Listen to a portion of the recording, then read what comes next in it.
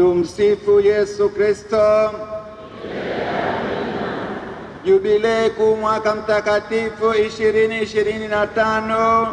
Mahujaji katika matumaini.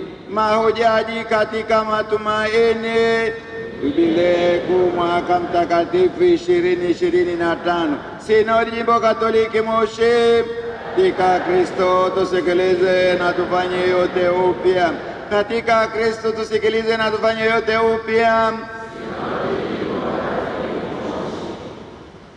Asanteni wapendwa mapadi, mheshimiwa na mpendwa baba paroko, Padi Prosper, msaidizi wako Padi Richard, wapendwa watumishi wa altareni, wapendwa watawa wa kike na wa kiume, wapendwa kamati tendaji ya parukia, wapendwa makatekista, wapendwa vyama vyote vya kitume na mashirika ya kitume, wapendwa wanakwaya, wapendwa vijana wetu tunaosali pamoja, wapendwa wazazi, wakina baba na wakina mama, vijana wetu wa vyombo vya habari na wote wenye mapenzi mema tunaosali pamoja. Tumsifu Yesu Kristo. Wapendwa katika Kristo, leo ni Jumapili ya Pentekoste. Ni sherehe kubwa sana katika imani yetu ya Kikristo ya Kikatoliki.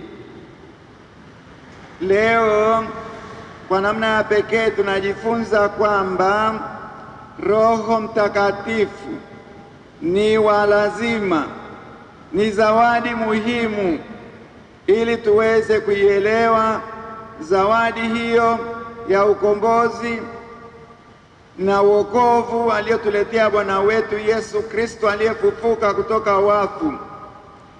Ili tuweze kuielewa hiyo zawadi ya Yesu mfufuka, zawadi ya uzima wake, zawadi ya Injili, zawadi ya umisionari, tunamhitaji sana Roho Mtakatifu. Haiwezekani bila Roho Mtakatifu. Na somo la pili limesema vizuri. Paulo anasema hawezi mtu kusema kwamba Yesu ni Bwana, yaani kwa maneno mengine kushuhudia kwamba Yesu ni Bwana, yaani ni Mungu, ni mweza yote, kama hana Roho Mtakatifu. Na ni kweli. Kumbe ndugu zangu, zawadi hii ni kubwa, na tukiangalia katika maandiko tunaona kwa kweli ni zawadi ya muhimu. Roho Mtakatifu. Roho Mtakatifu ni roho wa mwanga.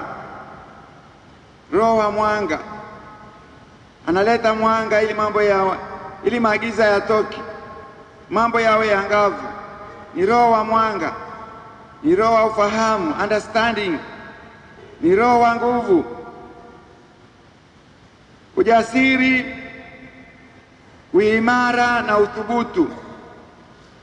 Ni roho ya hekima, ni roho wa uchangamfu na furaha ya kiinjili, ni roho ya umoja, ni roho wa amani. Kumbe sasa huyo, kama mambo yako hivyo, hatuwezi kuelewa mambo. Tumesema ni roho wa ufahamu.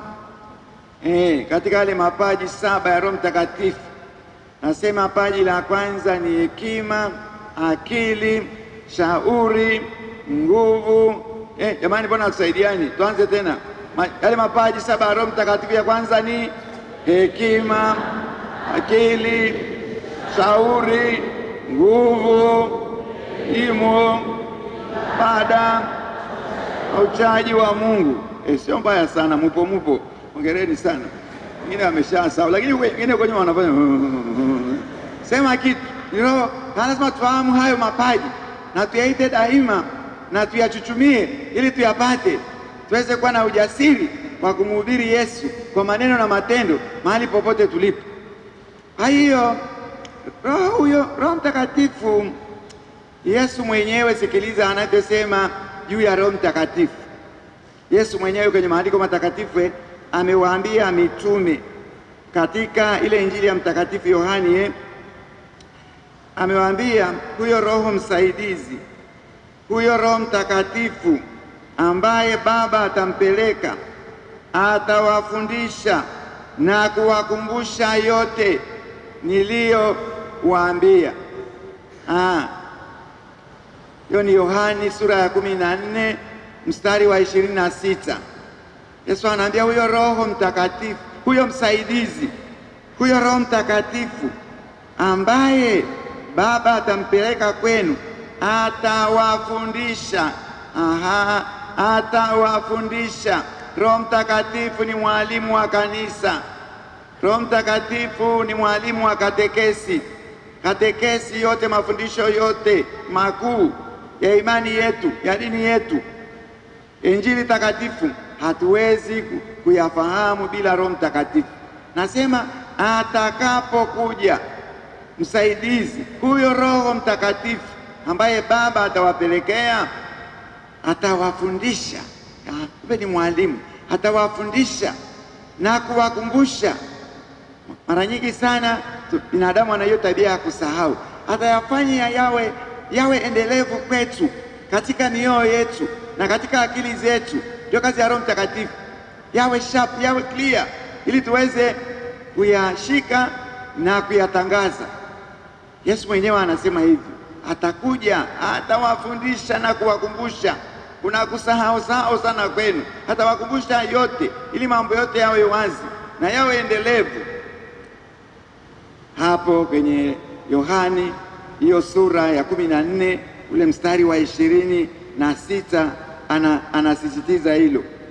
Sasa nimesikia Jumapili iliyopita na Yesu katika sherehe ya kupaa, Yesu amekuwa mkali kidogo kwa wanafunzi, na hii lazima itualike tujue ni kwa nini Yesu anasema hivyo mambo kwa uhakika. Yaani anatoa amri, anawaambia mitume, musitoke Yerusalemu, musitoke Yerusalemu mpaka muvikwe uwezo kutoka juu. Luka 24 mstari wa 19. Musitoke, hiyo ni amri, isiye komandi. Musitoke Yerusalemu, bakini hapa mpaka mtakapokuwa mmevikwa uwezo kutoka juu. Uwezo huo katika maandiko matakatifu ni Roho Mtakatifu. Ukisikia uwezo kutoka juu au nguvu kutoka juu, ni Roho Mtakatifu, ni lugha ya maandiko matakatifu. Mpaka mtakapopata uwezo kutoka juu. Don't move, musitoke hapa, kwa sababu mtaenda kuhubiri mambo yenu ya kipumbavu. Musitoke Yerusalemu. Hapo sasa tunaona kweli Roho Mtakatifu ni wa muhimu. Hawa mitume tena ambao wameshamshuhudia, wamekuwa wanamuona tangu alipofufuka. Hata hivyo musitoke Yerusalemu kwenda kunihubiri mpaka mtakapovikwa huo uwezo, yani Roho Mtakatifu, na ndipo mtakapotoka kuwa mashahidi wangu, sio Yerusalemu tu, hata pande zote za dunia. Mtakapokuwa mmefanya nini? Mmevikwa, mmemiminiwa huyo Roho Mtakatifu. Nimewambia Roho Mtakatifu ni roho wa nguvu, ni roho wa mwanga, ni roho wa nguvu, ni roho wa uweza, ni roho wa ujasiri, ni roho wa uthubutu. Hawatathubutu kumshuhudia Yesu bila Roho Mtakatifu. Roho Mtakatifu ni roho wa uelewa, unaelewa.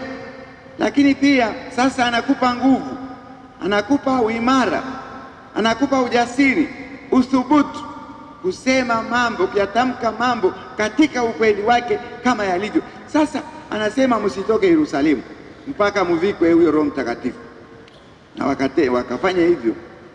Lakini pia kwenye Matendo ya Mitume tumesoma kipindi hiki cha Pasaka Jumatatu iliyopita tu.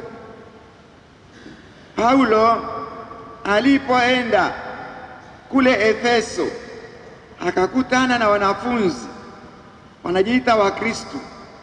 Sasa ni kwenye Efeso, ni kwenye Matendo ya Mitume ile sura ya 19 mstari wa kwanza mpaka wa 8. Paulo alipowakuta akawauliza, mulipobatizwa? Maana walikuwa wanaonekana kama basi wapo ni wanafunzi wanajiita na wanasema wamebatizwa. Mulipobatizwa mulimpokea Roho Mtakatifu? Ni swala la Paulo kwa wale wanafunzi. Mulipobatizwa mulimpokea Roho Mtakatifu? Wakasema hata kusikia kwamba kuna Roho Mtakatifu hatujawahi kusikia. Sasa Paulo akapale akaishiwa na nguvu. Hiyo wanafunzi wa Yesu sema ndio, nyinyi mlipobatizwa mlibatizwa kwa ubatizo gani? Wakasema tulibatizwa kwa ubatizo wa Yohani. Kasema ubatizo wa Yohani ulikuwa ni ubatizo wa toba, wa kuandaa mumpokee Yesu. Kwa hiyo mumpokee Yesu na amwezi pia kumpokea Yesu bila Roho Mtakatifu. Mulimpokea Roho Mtakatifu? Wanasema hatujawahi kusikia. Yaani hapo ni kama inafanana na ile hadithi tunayoambiwa. Padri mmoja alikuwa umasaini huko ndani kabisa, akawa anawafundisha watu ishara ya msalaba, ndio anaanza katekesi hivyo. Lazima uanze na mambo yale msingi, kwa jina la Baba na la Mwana na la Roho Mtakatifu. Sasa anawafundisha wale watu. Sasa ndio anaanza katekesi hivyo ya kanisa, na anzeni kwa jina la Baba, wanaanza kwa jina la Baba na la Mwana na huyo mnyama mwingine umesema anaitwa nani tena? Usimuite Roho Mtakatifu mnyama. Nimesema Roho Mtakatifu sio mnyama. Unamwita Roho Mtakatifu mnyama, yaani utashambuliwa hapa sasa hivi, utateremshwa wingu. Kama turudia taratibu, mimi narudia tena, kwa jina la Baba na la Mwana na la Roho Mtakatifu, amina. Rudia. Akaanza kwa jina la Baba na la Mwana na umesemaje tu huyo mnyama mwingine nani tena? Akawa anamuita Roho Mtakatifu mnyama. Sasa yule padri amekaa pale sana mpaka hakikishe kwamba mambo yako sawa. Sasa ni kwamba hajawahi kusikia.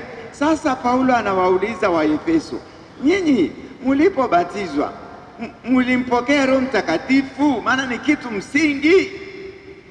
Huwezi kusema kwamba Yesu ni Bwana bila Roho Mtakatifu. Mulimpokea Roho Mtakatifu? Hata kusikia kwamba kuna Roho Mtakatifu hatukuwahi kusikia. Basi sasa Paulo akaingia kazini, akawabatiza, akawawekea mikono, wakaanza kuchangamka, wakaanza kusalimiana, wakaanza kuongea kwa lugha na kutoa unabii. Naona kazi ya Roho Mtakatifu. Roho Mtakatifu anawafanya watu wanakuwa wachangamfu, anawafanya watu wanatabiri hata mambo ya Mungu yatakayokuja, wanapata mwanga, wanaangaziwa, wanaona maono ya Mungu huko. Ni Roho Mtakatifu huyo. Ndugu zangu, Roho Mtakatifu ni roho wa muhimu sana, ni roho wa mwanga, ni roho wa mwanga, ni roho wa ufahamu, understanding, ni roho wa nguvu, ujasiri, uimara, uthubutu, ni roho wa hekima, ni roho wa uchangamfu na furaha ya kiinjili, ni roho wa sala, ni roho wa umoja, ni roho wa amani. Bila yeye mambo hayaendi. Sasa tunaona tena kwamba baada ya Yesu kupaa mbinguni, wale wanafunzi wale 12, 11, wale mitume 12 au 11, maana mmoja alikuwa ameshapunguka hapo, wakaenda kule orofani, chumba cha juu kinaitwa upper room, kule juu kabisa, chumba cha sala. Wakaenda kule juu. Yesu alipopaa mbinguni, najua alipopaa, halafu sasa wakaona anavyopaa akaishia. Sasa wale waliokuwa pale wakawa wanamwangalia anavyokwenda, walikuwa wanatazamia bila shaka Yesu atateremsha kamba awainue na hao. Malaika wakamwambia, ondokeni hapo nyinyi wa Galilaya mnaoangalia juu. mlivyomwona akienda zake mbinguni, vivyo hivyo atakuja wachukua mtakapokuwa na matunda ya uokovu, mtakapokuwa mnastahili kama yeye. Kwa hiyo nendeni kazini. Sasa wakatoka pale wakaenda wapi? Chumba cha juu. Chumba cha juu wakaenda kule, wakiwa wale mitume pamoja na Bikira Maria na wanafunzi kadha wa kadha. Wakaenda kusali, kumwomba nani? Walikwenda kuomba zawadi ya nini? Roho Mtakatifu ili ashuke. Wakakaa kule chumba cha juu kwa muda gani? Wakakaa kule chumba, wakakaa kwa muda gani? Wakakaa kwa siku 9. Yaani mbona hatupei pamoja? Yaani kwenye semina huwa tunasema simameni, mrukeruke kidogo, mrukeruke. Sasa hapa hatuwezi kusimama itakuwa ni mchezo. Kwenye nyumba ya Bwana, nyumba ya heshima, msikilize mahubiri. Sasa wakakaa kule juu kwa muda wa siku ngapi? 9. Wakifanya nini? Wakisali kumwomba Roho Mtakatifu ashuke. Wakisali kumwomba Roho Mtakatifu ashuke. Roho Mtakatifu ni roho wa sala. Penye sala Roho Mtakatifu anafika. Bustani ya Roho Mtakatifu ni kwenye sala, yaani kwenye mazingira ambayo Roho Mtakatifu tunamkuta anafanya kazi na anashuka ni kwenye sala. Tutaona baadaye. Sasa wakiwa kule juu wale mitume, Bikira Maria yuko kule ndani.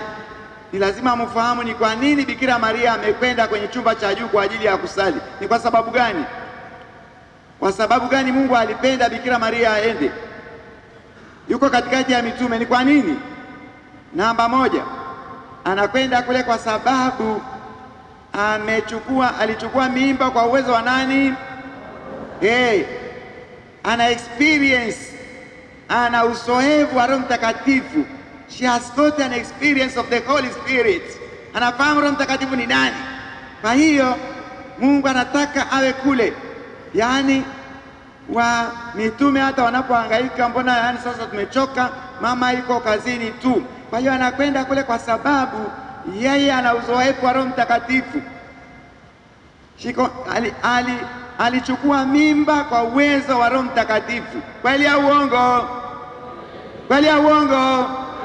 Alichukua mimba kwa uwezo wa.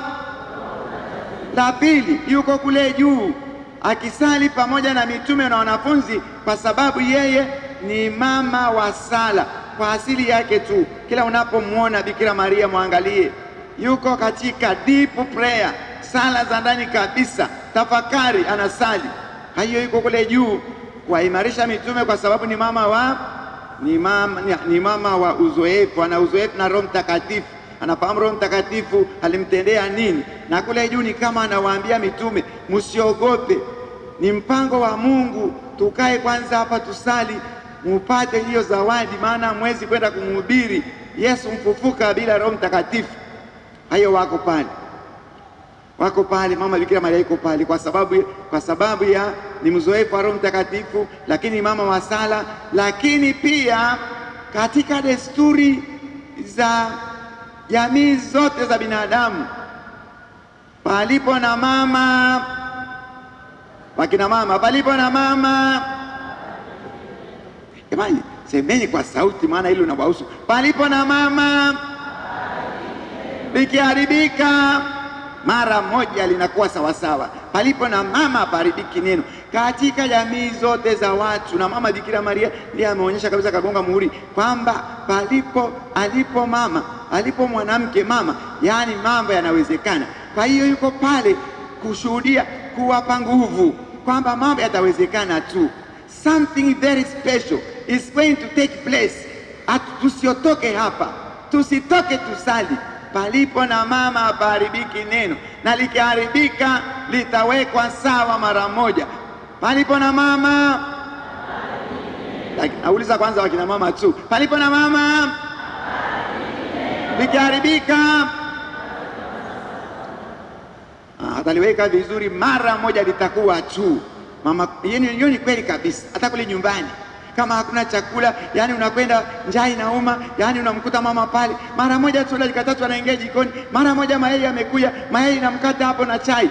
Palipo na mama hapaharibiki neno, na kama likiharibika ataliweka vizuri. Na nyinyi watawa, ni watawa kina mama, masista, mko hapa hapo, tunawaita masista, sister mama, hata kama ni kadogo miaka 20, sister mama jamani, maana si mmechukua ile nafasi ya mama Bikira Maria, kwa hiyo mtunze vizuri. Na nyinyi palipo na mama, masista wenyewe nawaambia, maana unajifanya kwamba wao sio mama, nyinyi ni masista na wamama hapo hapo, maana nyinyi wanawake ambao mliojitoa kwa Yesu kama mama, palipo na sister ni mama, hata kama kana miaka 21, palipo na sister ni mama. Kwa hiyo mtunze hiyo, palipo na mama masista, sauti itoke, palipo na mama likiharibika. Ngoja tena ningie mezani huko, nakuja kwenda niambia kwamba baba askofu chakula hakijaiva. Baba tengeneza mara moja hapo, ingia mara moja, palipo na mama hapaharibiki neno. Ulete mambo mezani, leta matunda, leta papai, leta mkate, tule tuondoke, tule kwenye utume. Palipo na mama hapaharibiki neno. Bikira Maria iko kule juu. Sasa lakini naona wanaume hawakubaliani nalo. Wanaume, wakina baba mlioko hapa na vijana mnaojiandaa kuoa, palipo na mama wanakataa. Wanakataa, wanajua mambo ya huko lakini wakina baba hata hivyo mama anabakia kwa mama tu. Ninajua kuna mambo mengine huko ambayo basi lakini hayo si lazima yawepo ili maisha yawepo. Hakuna maisha ambayo ni makamilifu. Wanatuambia no perfection in this world. Perfection comes at the end of life. Hakuna ukamilifu katika ulimwengu huu. Ukamilifu unakuja pale mwisho wa maisha. Kwa hiyo mkubali tu wanaume, palipo na mama. Kwa kweli sauti imepoa. Kina mama mkoje huko nyumbani? Kwani sauti hazitoki? Potri ambali ndivyo ilivyo sasa. Wakina mama mjitahidi. Mnaona hata wanaume hawatoi sauti. Sasa sijui kuna nini huko nyumbani, mrudi mkafanya. Ndivyo ilivyo, na hilo mlitunze wakina mama. Mama ni mtu wa heshima sana katika jamii zote, katika jamii zote za ulimwengu. Mama anaangaliwa kama mtu ambaye anaweza yote, kama Bikira Maria alivyofanya kwenye ile harusi ya Kana. Alifanya ile harusi ikawa na uhai. Ilikuwa waingie kwenye aibu kubwa. Mama alipokwenda pale, mama ni mwepesi kuonja mapungufu, kuonja mambo ambayo hayapo vizuri. Alikuta divai haipo, ni karibu naishia. Kwa hiyo pale akamwambia mtoto wake Yesu hawana divai. Yesu anamwambia, mama, una nini na mimi? Mbona saa yangu ya kufanya miujiza haijafanyika? Mimi nitafanyaje miujiza? Na mimi ninaenda Kalvari. Ninaenda Kalvari kusulubiwa, alafu nikishafufuka ndio kipindi cha miujiza kinaanza. Ni kwa nini sasa unaniambia kwamba wana divai? Yesu akakasirika pale. Akakasirika, lakini baadaye kidogo tena sio anakuja anasema, jazeni hayo mabalazi, jazeni mabalazi mwaji. Hawezi kuataa sauti ya mama, ombi la mama. Mama ni mama tu. Mama ni mama tu. Kwa hiyo sasa Bikira Maria yuko kule juu kwa sababu hawaimarishe, palipo na mama hapaharibiki neno. Na kweli siku ya 9 ndio sasa tunaingia hapo. Siku hii ya leo tunaona wakiwa kwenye sala kule Yerusalemu, jinsi ambavyo wakiwa kule orufani, kutoka mbinguni uvumi kama uvumi wa upepo wa nguvu ukienda kwa kasi, ukaja. Wote wakajazwa na Roho Mtakatifu. Ukaja upepo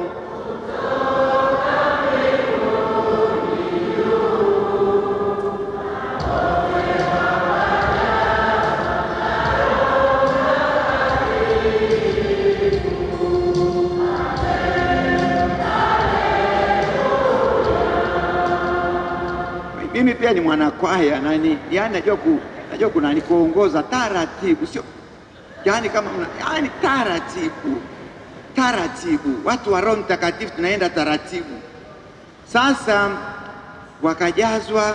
wakajazwa Roho Mtakatifu, wakaanza kusema kwa lugha mbalimbali, na kila mmoja akaelewa kila mmoja anaelewa lugha ya mwingine, anajielewa katika lugha yake. Muujiza ukatendeka hapo, muujiza ukatendeka, wakaanza kuongea kwa lugha mbalimbali, na pale kwa kweli, kwa kifupi tunasema wakitangaza makuu ya Mungu, wakimsifu Mungu, wakieleza jinsi Mungu alivyo mkubwa. Wameunganishwa pale na Roho Mtakatifu. Roho Mtakatifu ni roho wa umoja. Roho Mtakatifu ni roho wa upendo. Roho Mtakatifu ni roho wa maelewano. Amewaunganisha pale, wakaanza kuongea kwa lugha mbalimbali. Makabila mbalimbali yaliyokuwa Yerusalemu siku ile ya sherehe wakaanza kuongea. Yaani wanapoongea hivyo, kila mtu anamuelewa mwenzake, kila mtu anaelewa kila anachosema mwenzake, lakini anaelewa kwa lugha yake. Sasa ni muujiza, lugha mbalimbali, watu wanaongea makabila mbalimbali, lakini kila mmoja pale anaelewa ile lugha kwa lugha yake. Ilikuwaje? Roho Mtakatifu ni roho wa umoja, ni roho wa upendo. Palipo na upendo, mambo mengi yanawezekana. Wameunganishwa na Roho Mtakatifu. Roho Mtakatifu ndivyo alivyoshuka kama ndimi za moto, zikaanguka kwenye kichwa cha kila mmoja. Na hiyo ni alama ya mapaji ya Roho Mtakatifu, jinsi ambavyo tunapokea karama mbalimbali za Roho Mtakatifu ambazo zinalenga kwenye huduma mbalimbali na utendaji mbalimbali. Hata kati yetu kuna utajiri wa ajabu hapa. Wote tuna Roho Mtakatifu. Roho Mtakatifu anatujalia mapaji au karama ambazo ni tofauti. Ulizo nazo wewe ni tofauti na nilizo nazo mimi. Alizo nazo sister ni tofauti alizo nazo na yule kijana anayetuongoza kwenye nyimbo. Yaani kila mmoja hapa ana karama tofauti kabisa, au vipaji tofauti. Halafu hivyo vipaji pia tunapoingia kwenye huduma ni tofauti. Karama ambazo tunapeleka kwenye huduma, na huduma hiyo ni tofauti na huduma za mwingine, na utendaji pia ile namna ya kutenda. Mambo ya ajabu. Roho Mtakatifu analeta alama na uwezo wa ajabu kati ya watoto wa Mungu. Roho Mtakatifu ni roho wa umoja, ni roho wa upendo. Mnakumbuka tangu pale kwenye ule mlima, tangu pale kwenye ule mnara wa Babeli, walipokuwa wanataka kujenga ule mnara wa Babeli ili ufike mbinguni wafanane na Mungu. Mungu akaziharibu zile lugha, hawakuelewana tena. Wanaposema ile aliyoko kule juu, sasa anasema leta matofali. Mtu anachukua maji, anafikiria amemwambia leta maji ya kunywa. Haya, anasema naomba uniletee maji huko. Yeye anakazana, anapeleka simenti. Kumbe yani alivuruga zile lugha. Sasa tangu wakati huo lugha za ulimwengu zilivurugwa kwa sababu ya majivuno. Walitaka kujenga eti mnara ufike mbinguni wafanane na Mungu. Wanaenda tu na wanataka wapigiwe makofi na wasifiwe kama Mungu. Mungu akasambaratisha ile lugha. Hawakuelewana tena katika lugha. Hawakuelewana. Lugha za ulimwengu zikawa zimesambaratishwa, zikawa hivyo, hawaelewani. Leo zimeunganishwa na Roho Mtakatifu. Roho Mtakatifu ni roho wa umoja, ndugu zangu. Roho Mtakatifu ni roho wa umoja. Roho Mtakatifu ni roho wa undugu, analeta umoja na mshikamano wa ajabu kati ya watu. Wameweza kuelewana na bila shaka pale wakaweza kuheshimiana kwa namna pekee kabisa, maana kila mmoja alimuelewa mwenzake kwa ile lugha yake mwenyewe. Sasa wakatangaza makuu ya Mungu. Na sisi wapendwa, tujifunze. Tunamhitaji sana Roho Mtakatifu. Tunamhitaji sana Roho Mtakatifu, hasa nyakati zetu hizi. Tunamhitaji sana Roho Mtakatifu. Tuko katika sinodi, tunaongea sana juu ya madhaifu mbalimbali yaliyoingia katika nafsi za watu. katika familia zetu, katika jumuiya zetu, katika jamaa zetu, katika koo, katika mitaa, hata katika parokia. Kuna madhaifu ya ajabu yameingia. Tunazungumza huko kwenye sinodi ni mengi. Mojawapo ni ubaridi katika sala. Kumekuwa kuna ubaridi mkubwa sana katika sala. Zamani hapa Moshi tulikuwa tunafahamika kama ni watu wa sala, wanaosali sana, wanaheshimu sana sala. Lakini sio hivyo sasa. Tumeingiliwa, tumevamiwa kwa namna ambazo hatujui tumevamiwaje. Ni watu wachache sana wana sala za asubuhi. Zile sala za asubuhi hazifahamiki tena. Hakuna sala za asubuhi. Kulikuwa kuna sala za mshale. Mtu akiamka asubuhi anasema Yesu nisaidie, Mungu wangu, wewe mtakatifu wa Yesu nihurumie. Bwana Yesu, nakupa maisha yangu siku ya leo. Bwana Yesu, naomba ulinzi wako. Mtakatifu Yosefu, naweka kazi zangu katika mikono yako. Wewe mtakatifu wa Yesu, linda kazi zangu zote za leo. Mimina huruma yako, damu takatifu ya Yesu. Siku hizi sala za mishale hakuna. Sala za asubuhi zile za kusali asubuhi kwa kusali pamoja, sala ya imani, sala ya matumaini, sala ya mapendo, sala ya kutubu, Malkia ya Mungu furahi, haleluya, hakuna tena katika familia. Ubaridi wa ajabu umeingia. Sasa ukijaribu kuangalia kwenye maisha ya sakramenti, ubaridi wa ajabu katika maisha ya sakramenti. Sakramenti ya ubatizo tunaipata, lakini wengine pia wako huko tu. Unakuta watoto ni wakubwa tu. Kwa kweli familia ni ya Kristo, ni ya Katoliki kabisa, watoto ni wakubwa kabisa, ana miaka 3, lakini anaitwa John Paul II, anaitwa Mtakatifu Yohane Paulo wa pili, anaitwa Mtakatifu Teresa mtoto Yesu, anaitwa Mtakatifu Antonio wa Padua, Mtakatifu Yohane Mbatizaji. Ukiuliza huyu anaitwa nani? Mtakatifu Antonio wa Padua. Ulibatizwa lini? Hajabatizwa baba askofu. Sasa inakuwaje?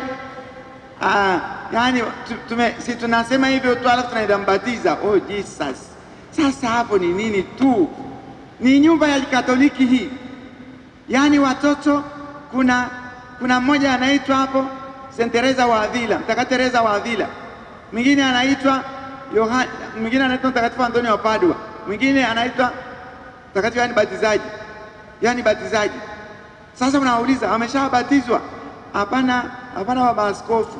Mimi namshukuru Mungu kweli amenipa namba 3 mtakatifu hapa. Nina Antonio wa Padua, nina Mtakatifu Teresa wa Avila, alafu nina Mtakatifu Yohane Mbatizaji. Wameshabatizwa? Hapana.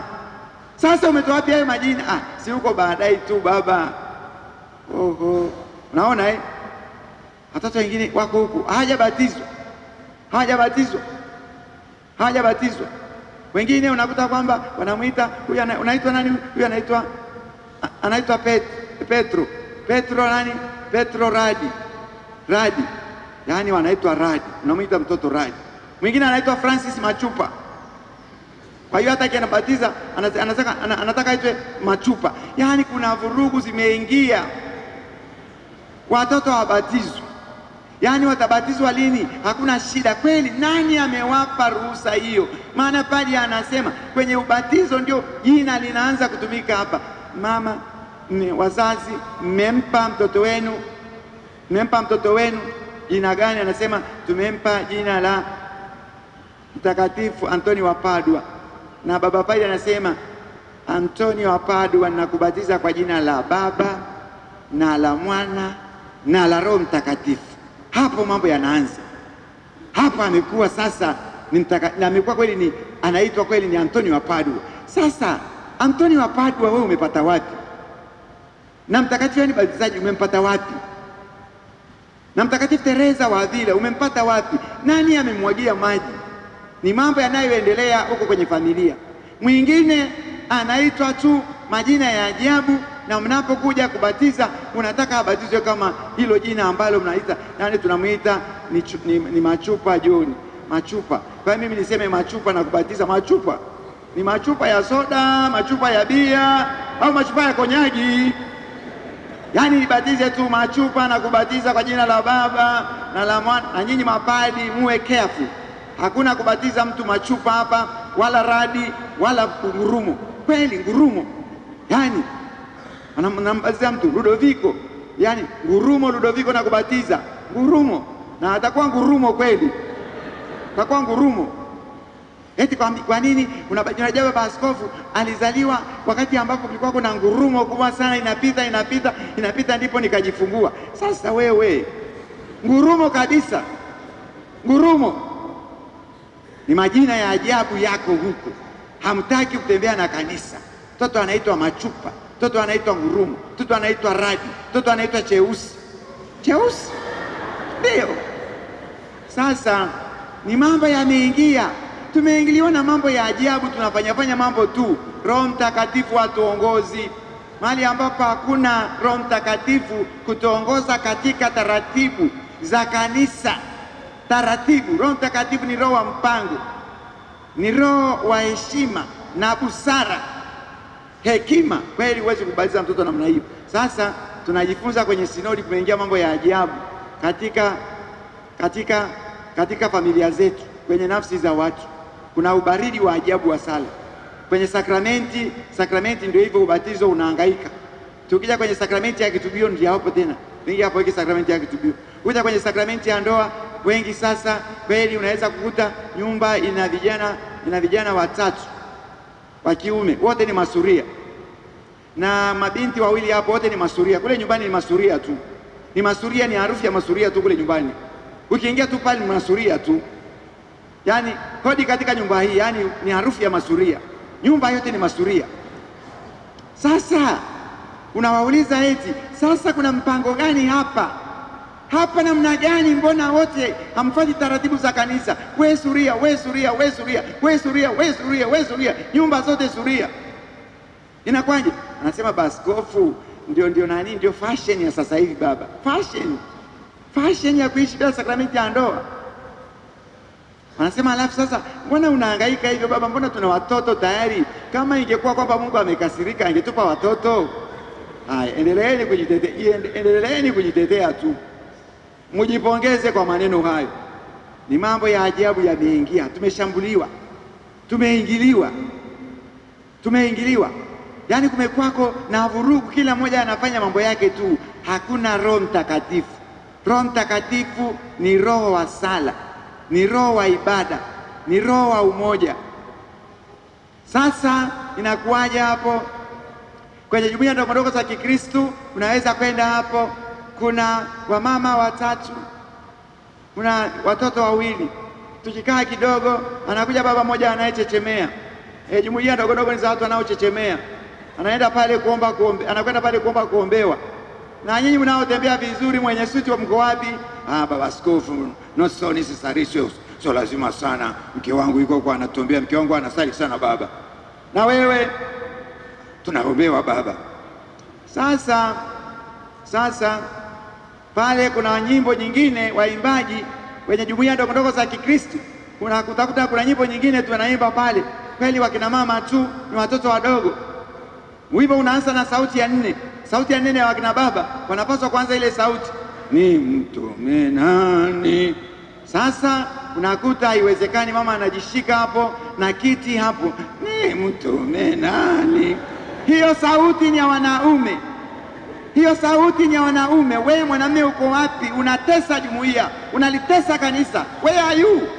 Hiyo ni sauti yenu, mngepaswa kuanza, ni mtume nani? Nitume nini?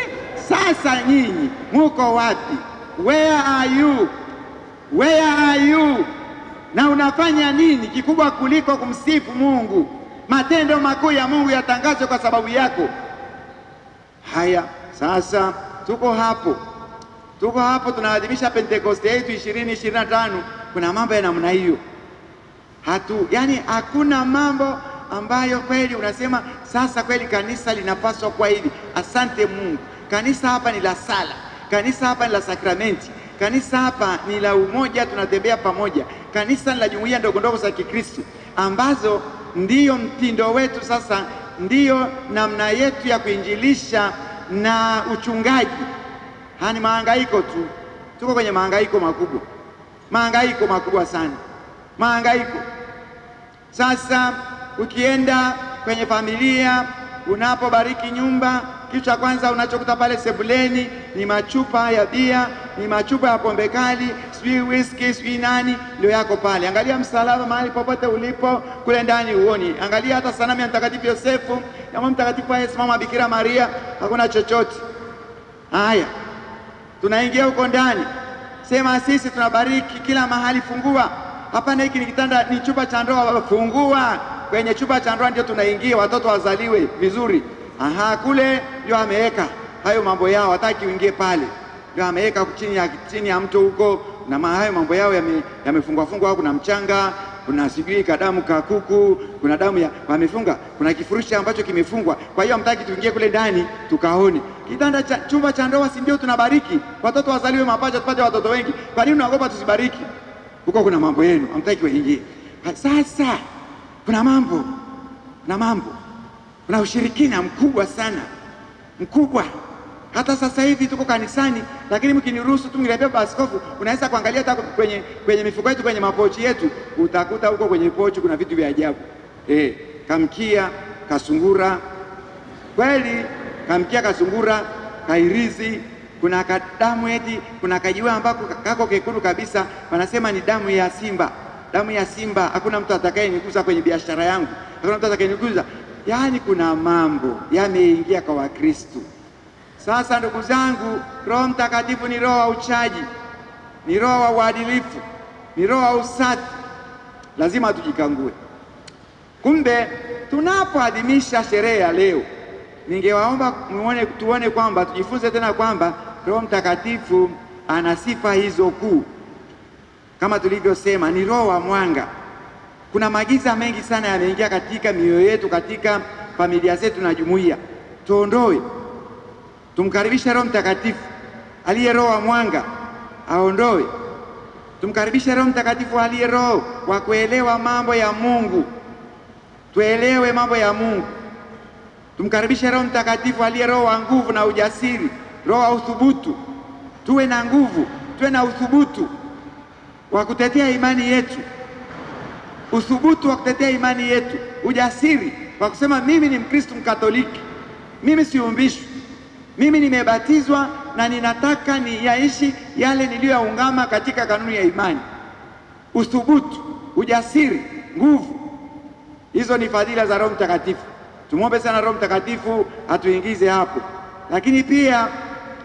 Lakini pia tumesema Roho Mtakatifu ni roho wa uchangamfu, ni roho wa furaha, roho wa uchangamfu, kuchangamkia mambo ya kimungu, kuchangamkia mambo matakatifu, mambo ya uokovu, kuchangamkia matakatifu. Nyinyi kwa kweli kama Wakristo wa hapa Moshi, sasa mlioko hapa, na yani kwa kweli mna bahati sana. Sisi hapa Moshi tumebarikiwa, tuna mapadi. Ni jimbo linaloongoza Tanzania kwa mapadi wengi. Mungu ametubariki sana. Mapadi 200 na ukiingia kila parokia wako mapadi 2, 3, 1 na mafrateri wapo, watawa wapo. Sasa kama ndio hivyo, ni kwa nini kweli msiyafurahie matakatifu yaliyoko kule? Mfurahie, msifurahie sakramenti za kanisa, kuanzia na ubatizo, kuanzia na kitubio, kuanzia ekaristi. Kila parokia hapa jimboni ina misa takatifu kila siku. Kuna maungamo kila siku, kabla kwanza ya misa na baada ya misa. Unakuta mapadi wako huko. Kuna sehemu nyingi sasa unakuta kweli kuna sehemu za kuabudu. Kuna groto za Mama Bikira Maria nyingi kwenye parokia mbalimbali.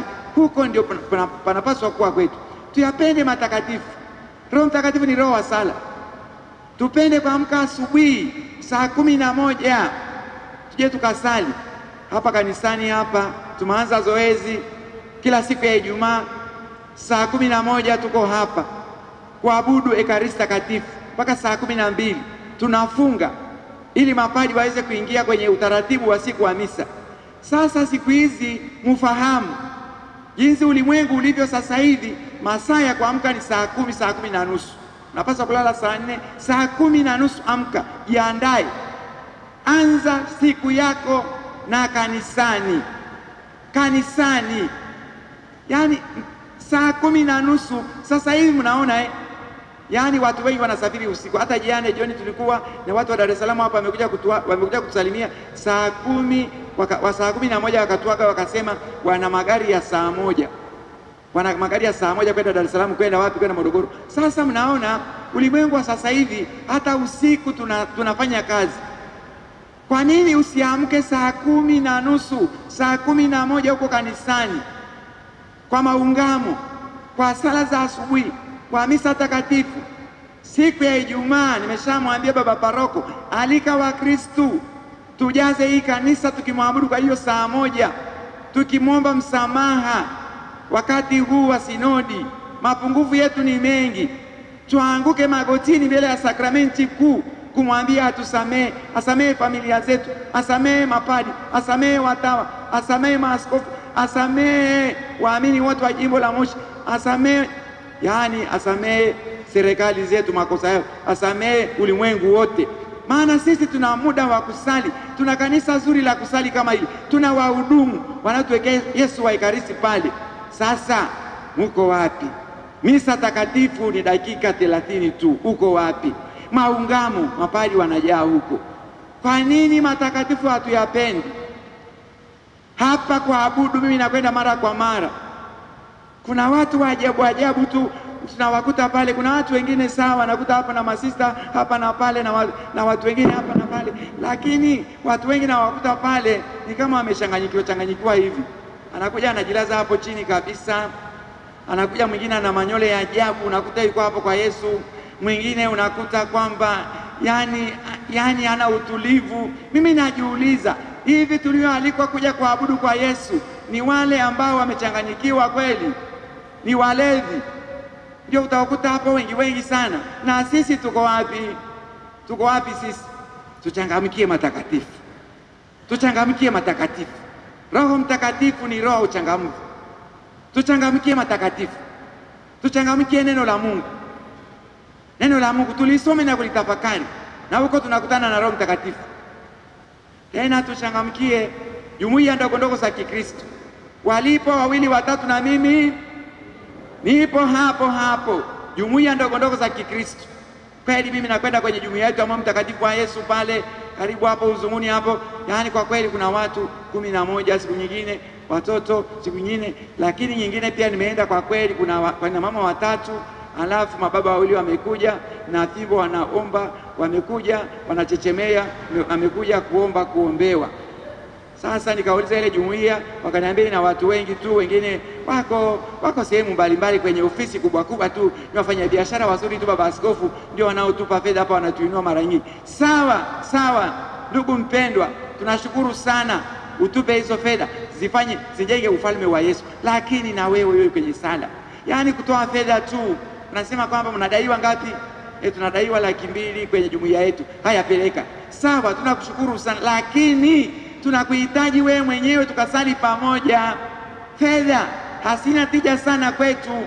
Tuna hamu kubwa na roho yako, tuna hamu kubwa na nafsi yako, tuone inavyomsogelea Mungu. Maana leo tupo, kesho hatujui atakuwaje. Hiyo jumuiya ndogo za Kikristo, tumwombe Mungu Roho Mtakatifu atupe uchangamfu kwa mambo matakatifu. Tuchangamkie sala ya Rozari. Sala ya Rozari takatifu imeachwa, yani tunasali tu, hata kusali kwa imani na uwepo. Sala ya Rozari takatifu, hata mimi nimechukua hapa 2 hapa, lakini sasa kusali sasa.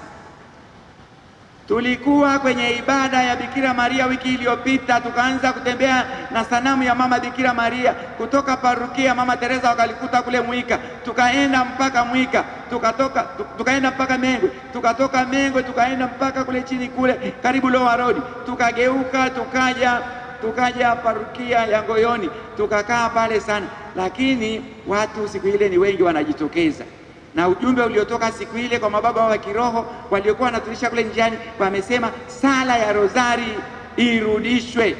Wanasema irudishwe. Kaambia kwa nini nasema irudishwe? Akasema baba askofu, imelegea sana, watu wengine wameweka hata Rozari pembeni, hata wakiweka mfukoni hazitumiki. Lakini wakasema sala ya Rozari ifufuliwe. hatuwezi bila mama Bikira Maria. Tunatafakari matendo, mafumbo ya wokovu wetu pamoja na mama Bikira Maria. Sala ya rozari irudi katika maisha yetu binafsi, katika familia, katika jumuiya. Tuchukue rozari na zibariki hapa mara nyingi sana ninapotoka nje. Tusibariki. Asanteni sana kwa kwamba mnaleta sipate baraka ya Mungu. Na tusali. Sala ya rozari takatifu ina nguvu kubwa sana. Matakatifu hayo, kuna udhaifu mkubwa katika matakatifu. Kumbe ndugu zangu, tumalizie kwa kusema kwamba tunamshukuru sana Bwana Yesu kwamba ametupa tena hii Jumapili ya leo Pentekoste, sherehe ambayo inatutangazia kwamba bila Roho Mtakatifu haiwezekani. Yesu mwenyewe ameonyesha. Paulo mwenyewe amelia alipoona kule Efeso hajampokea Roho Mtakatifu. Roho Mtakatifu ni nguvu. Roho Mtakatifu ni hekima ni hekima na msukumo wa hali ya juu wa kimungu unaotuinua. Ni nguvu ya ajabu ya Mungu inayotuinua katika mambo ya kimungu. Lakini hapo inatupa ujasiri, inatupa uthubutu wa kusema mambo kama yalivyo. Hatuwezi bila Roho Mtakatifu.